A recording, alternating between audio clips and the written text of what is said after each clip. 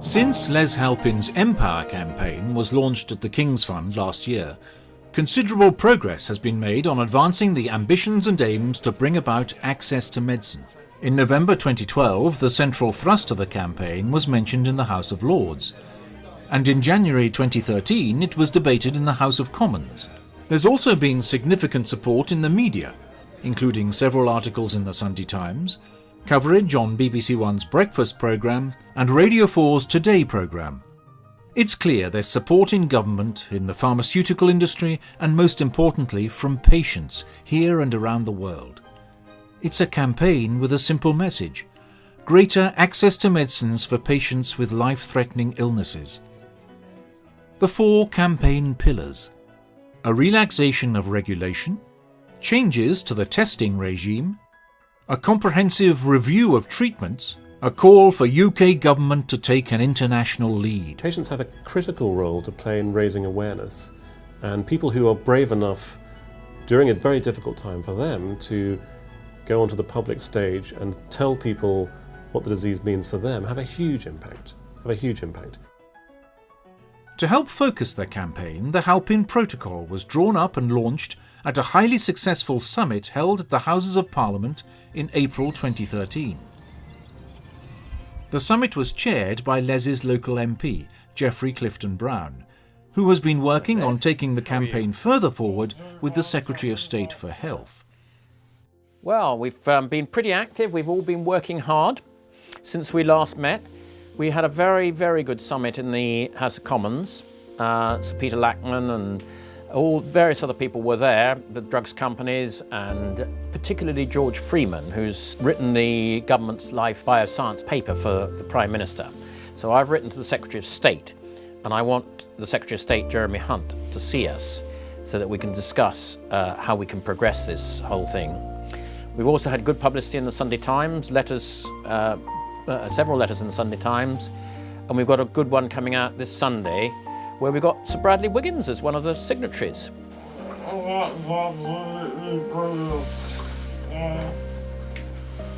With the miracle of modern technology, I have been able to listen to all of the, well, eventually stop it, as well as see all of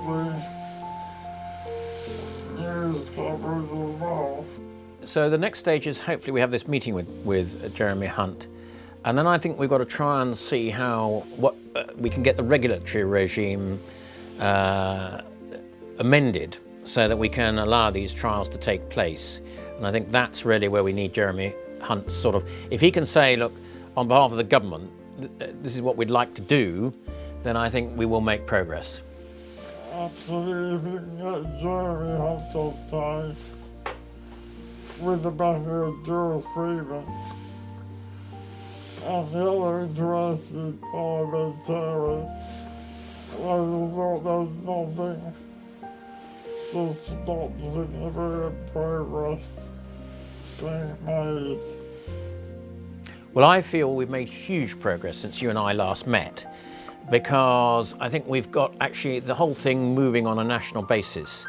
We've got now not only these Sir Bradley Wiggins signing this letter, but I had a conversation with Maurice Starchy the other day, and he's running his private member's bill in the House of Lords, and we discussed the whole Access to Medicine campaign, and his final words to me were, when we parted at this, having had this conversation, was, we're going to make this happen. And he said it in a way that he really meant it. So I think that's really good news.